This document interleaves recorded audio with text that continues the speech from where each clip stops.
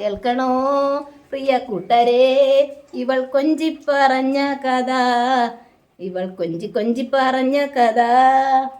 പ്രിയ കൂട്ടുകാരെ, എൻ്റെ സങ്കടം, ഞാൻ ഇത്രത്തോളം ഞാൻ എൻ്റെ പട്ടികളെ എല്ലാം ഞാൻ വളർത്തുന്നതും വഴിവക്കത്ത് കിടക്കുന്നതിനെല്ലാം ആഹാരം കൊടുക്കുന്നതല്ല. എനിക്കൊരു കുഞ്ഞില്ല. ഞാൻ ഒരു വർഷം വരെ ഞാൻ കിടപ്പിലായിരുന്നു ഇവിടെ. ഞങ്ങളുടെ മക്കളാണ് ഇവർ. ഞങ്ങൾക്ക് കുഞ്ഞുങ്ങളെ ദൈവം തന്നില്ല. അതിന് ഞങ്ങൾ ഇവരെ മക്കളെ പോലെ വളർത്തുക. മക്കളെ കൂട്ടത്തിൽ 5 പേരുണ്ടായിരുന്നു. 5 പേര് 3 പേർക്ക് കണ്ണിന് കാഴ്ചയില്ലായിരുന്നു. ഞങ്ങൾ വെളിയിൽ വിട്ട് നോക്കിയപ്പോൾ എല്ലായിടവും ചെന്ന് ഭിത്തിയിലും അവിടെ ഇവിടെയൊക്കെ അങ്ങ് ഇടിക്കുക. അതിന് ഒട്ടും കാണാൻ പറ്റത്തില്ലെന്ന് അങ്ങനെ മനസ്സിലായത് ഞങ്ങൾക്ക്. ഇതിന് ആഹാരമൊക്കെ വെച്ചു കൊടുത്താൽ എങ്ങനെ തിരിച്ചറിയുന്നേ? അവള് മണം പിടിച്ച് കഴിച്ചോളൂ. മണം പിടിച്ചാ കഴിക്കുന്നേ. ആഹാരം കൊണ്ടുപോയാലും ഞാൻ ചെല്ലുമ്പോൾ അവർക്ക് അറിയാം.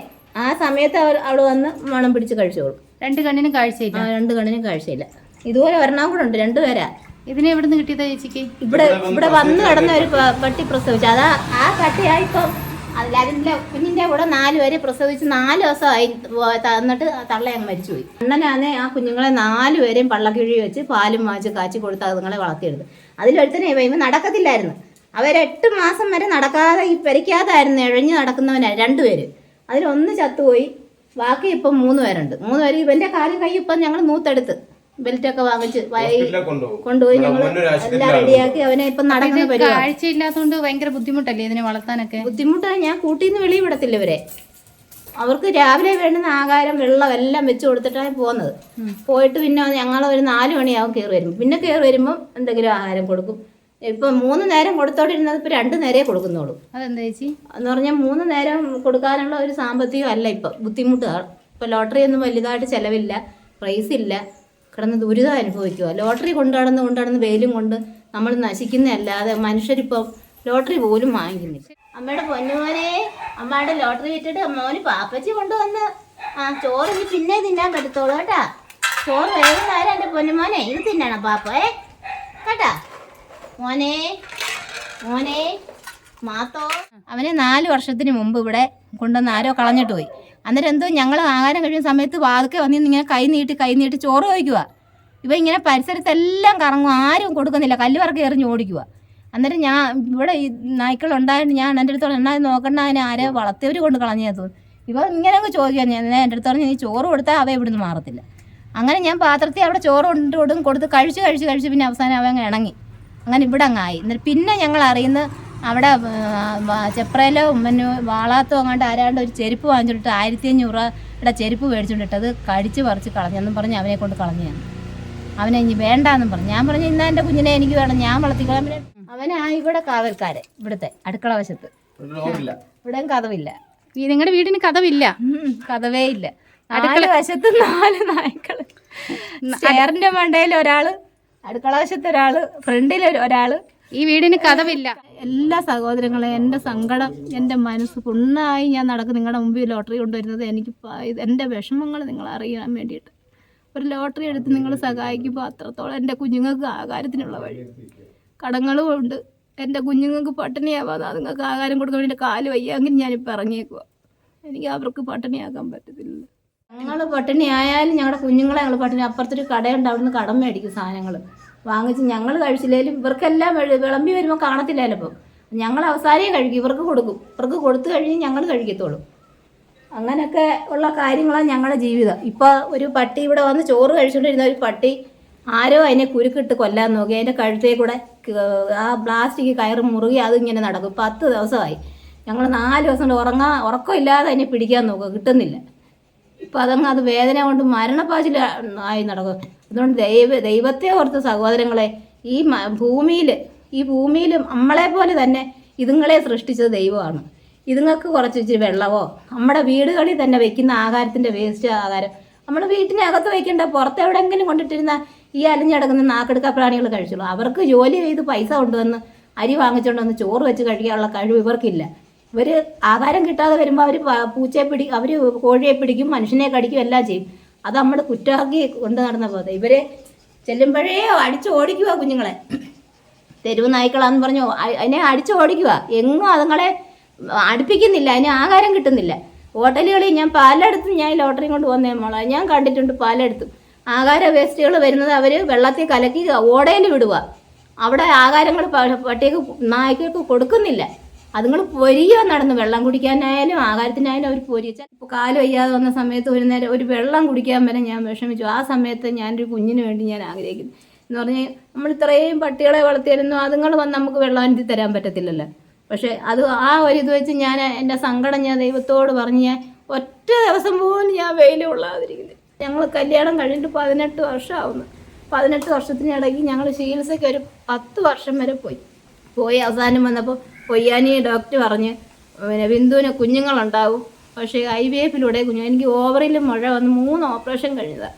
പക്ഷേ ഇടയ്ക്ക് ചിലർ പറയുന്നവരുണ്ട്, അവരറിയണം ഞാൻ ഈ ലോട്ടറിയും കൊണ്ട് എന്തിനാ നടക്കുന്നതെന്ന് അവരറിയണം. ഞാൻ അമ്മയും അപ്പനും വയ്യാതെ കിടന്നാലും എന്തായാലും അവർക്കത് അറിയണ്ട, അവർക്ക് കഴിക്കാൻ വേണം, കിട്ടിയേ പറ്റൂ. ഇപ്പം എൻ്റെ കാലുകാർ പണ്ണ ഒരു ചാക്കില്ല അതിന് തിന്നുന്ന സാധനം കൊണ്ടുവന്ന് വാങ്ങിച്ചുകൊണ്ടുവന്ന് കൊടുത്തു. 1800 രൂപയായിരുന്നു ആ ഒരു ചാക്ക് സാധനത്തിന്. അത് ആ 3 മാസം ഇവർ ജീവൻ നിന്നത്. ഞങ്ങൾക്ക് ആഹാരത്തിന് പോലും ഇവിടെ വഴിയില്ല. അന്നേരം എല്ലാവരും ചോദിക്കും സുഖമാണെന്ന് ചോദിക്കുന്നതല്ലാതെ വീട്ടിനകത്ത് ആരും കയറി നോക്കുന്നില്ലല്ലോ വെക്കുന്നോ കഴിക്കുന്നോ. എൻ്റെ പേര് ബിന്ദു എന്നാ. ഈ സ്ഥലത്തിന്റെ പേര് കറക്റ്റ് എന്ന് പറയുക? ഇവിടെ അമ്പലക്കര ഇരുകുന്നോന്നാ ഇവിടുത്തെ സ്ഥലപ്പേര്. അത് ഏത് പഞ്ചായത്താ? പഞ്ചായത്ത് ഉമ്മന്നൂർ പഞ്ചായത്ത്. എണീര് ഞാനിങ്ങനെ ഇപ്പോൾ പിന്നെ വാളത്ത് തട്ടിട്ട് ഇങ്ങനെ അവിടെ ഇരുന്നപ്പോഴാണ് ഇങ്ങനെ പട്ടികളെ അവിടെ ഒരു പട്ടിക്കുഞ്ഞ് വന്ന്. ആ പട്ടിക്കുഞ്ഞിന് ആഹാരം ഇങ്ങനെ കൊടുത്തോണ്ടിരുന്നപ്പം ഇങ്ങനെ ഞാൻ പട്ടികളെ സ്നേഹിക്കുന്ന ആരും വീട്ടിൽ പട്ടി ഉണ്ടെന്ന് പറഞ്ഞപ്പോൾ അലക്സ് മാമ്പുഴ ആ സാറ് അവിടെ ചോറ് കൊടുക്കാൻ പറ്റും. അന്നേരം ഈ പട്ടിയെ സ്നേഹിക്കുന്ന ആരും പറഞ്ഞു അത് നാട്ടിലെല്ലാവരും ഒന്ന് കാണണമല്ലോ എന്ന് പറഞ്ഞു കേട്ടോ, ചോറ് കൊടുക്കുന്നതേ. അന്നേരം ഞാൻ പറഞ്ഞു സാറേ എൻ്റെ വീട്ടിൽ ഇത്ര പട്ടികളുണ്ട്, ഞാൻ ഇതുപോലെ ലോട്ടറിയും കൊണ്ടിരിക്കുക, എനിക്ക് വലിയ കാല് വയ്യാതൊക്കെ കണക്കിന് ഞാൻ ഇതുങ്ങളെ നോക്കി. അന്നേരം എല്ലാവരും ഒന്ന് അറിയണ്ടേന്ന് പറഞ്ഞ് സാറാ ഇങ്ങനെ പറഞ്ഞത്.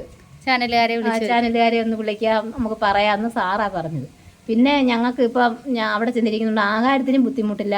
അലക്സ് മാമ്പുഴ ആ സാറ് ഞങ്ങൾ 2 രൂപ അവിടെ ഇരിക്കുന്നുണ്ട്. ഞങ്ങൾക്ക് 2 പേർക്ക് കൂടെ ഒരു പൊതി കഴിക്കത്തക്കോണം നല്ലോണം നിറച്ച് കഴിക്കത്തക്കോണം ഒരു പൊതി കൊടുത്തു. ഞങ്ങൾ അവിടെ ചെന്നിരിക്കുന്ന ഇന്ന് അതുകൊണ്ട് ഞങ്ങൾക്ക് വിശപ്പില്ല.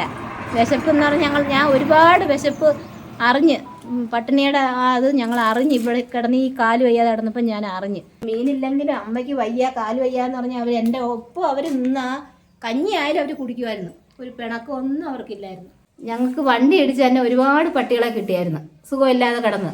അങ്ങനെ ഞങ്ങൾ അതിനെ എല്ലാം പറക്കി കൊണ്ടുവന്ന് കാലും കൈയും എല്ലാം ഡോക്ടറെ കൊണ്ടുവന്ന് കാണിച്ച് മരുന്നൊക്കെ വെച്ച് ഞങ്ങൾ അതിനെല്ലാം സംരക്ഷിച്ച് കൊണ്ടുവന്ന് എല്ലാത്തിനെയും ഒരു 7-8 പട്ടികളെ അങ്ങനെ കൊണ്ടുവന്ന് സംരക്ഷിച്ചിട്ടുണ്ട്. വഴി കളഞ്ഞിട്ട് വരാൻ തോന്നത്തില്ല, വഴി കളഞ്ഞിട്ട് തോന്നാത്തില്ല നമുക്ക് വരെ. വണ്ടി ഇടിച്ച് കിടക്കുക എന്ന് പറഞ്ഞാൽ വീടുകളിൽ വളർത്തുന്നവർ വരെ ഇപ്പോൾ ഈ വയസ്സ് എന്നവരെ നോക്കാത്തില്ല ചിലർ. അവർ ഈ പട്ടികൾ വയസ്സ് നിന്ന് കഴിഞ്ഞാൽ അതിനെ കൊണ്ടുവന്ന് വളർത്തുന്നതിനെ കൊണ്ടുവന്ന് തെരുവിലാണ് കളയുക. തെരുവിൽ കൊണ്ട് കളയുന്നതിന് ഈ വീട്ടിൽ ഇരുന്ന് ആഹാരം കൊടുത്ത് കഴിക്കുന്ന പട്ടിയൊക്കെ അത് നായ്ക്കൊക്കെ അറിയത്തില്ല, അവർക്ക് ആഹാരം പോയി കഴിക്കാൻ അറിയത്തില്ല, വണ്ടി വരുന്നേ അറിയത്തില്ല. അത് അവസാനം വണ്ടി ഇടിച്ചങ്ങ് ചാവുക. ഞാൻ എൻ്റെ കണ്ണു മുമ്പിൽ എത്ര എണ്ണം ഞാൻ കണ്ടിട്ടുണ്ടെന്ന് അറിയാമോ? ഈ ബെൽറ്റും ഒക്കെ ഇട്ട് വീട്ടിൽ വളർത്തുന്ന പട്ടികളെ അവിടെ കൊണ്ടുവന്ന് കളയുന്നത്. അങ്ങനെ അതെല്ലാം വണ്ടി ഇടിച്ച് ചാവും. അതുകൊണ്ട് വളർത്താൻ പറ്റാത്തവർ ഈ നായ്ക്കളെ കൊണ്ടുപോയി വളർത്തരുത്. ഞങ്ങൾ പട്ടിണിയായാലും ഞങ്ങളുടെ കുഞ്ഞുങ്ങൾ പട്ടിണി ആവരുത്. അവർക്ക് ഞങ്ങൾ ആഹാരം കൊടുക്കും. എടുക്കുന്ന പാത്രം അന്നന്ന് അവർക്ക് കഴുകി വൃത്തിയാക്കിയിട്ട് ആഹാരം കൊടുക്കുന്നത്. എനിക്ക് എത്ര സമയമില്ലെങ്കിലും എങ്ങനെയായാലും ഞാൻ അവർക്ക് രാവിലെ ആഹാരം കൊടുത്തിട്ടേ ഇറങ്ങി പോകത്തുള്ളൂ ലോട്ടറി വിൽക്കാൻ. അവർക്ക് കൊടുക്കാതെ പോകാനൊക്കത്തില്ല എന്ന് പറഞ്ഞാൽ അവർ വൈകുന്നേരം വരെ ഞാൻ വരുന്നവരെ അവർ കിടക്കും. മരിക്കാൻ കിടന്ന മൃഗങ്ങളുടെ ജീവൻ രക്ഷിച്ചെടുത്ത ചേച്ചിക്ക് ദൈവം എത്രയും പെട്ടെന്ന് തന്നെ ഒരു കുഞ്ഞിനെ തരട്ടെ എന്ന് ഞാൻ ആത്മാർത്ഥമായിട്ട് എൻ്റെ ഹൃദയത്തിൽ തട്ടി ഞാൻ പ്രാർത്ഥിക്കുകയാണ്. എല്ലാവരും നമ്മുടെ ഈ വീഡിയോ കണ്ടുകൊണ്ടിരിക്കുന്ന എല്ലാവരും ഒരു കുഞ്ഞിന് വേണ്ടി എല്ലാവരും എനിക്ക് വേണ്ടി പ്രാർത്ഥിക്കണം. ഞാൻ ഇത്ര സങ്കടം കൊണ്ടാണ് നടക്കുന്നത്.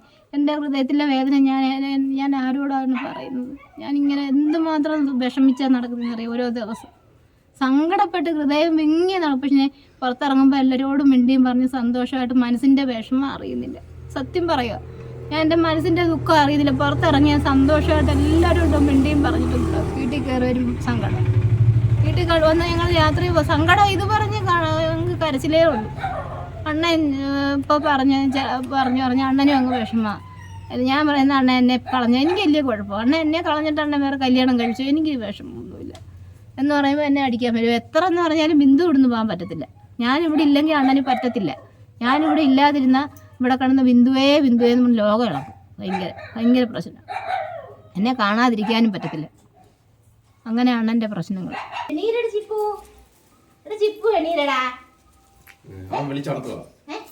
എടാ നിനക്ക് എണീക്കാൻ വയ്യടാ, വലിയ പാടാന്നടാ. എടാ ഒന്ന് എണീരടാ പൊന്നു മോനെ.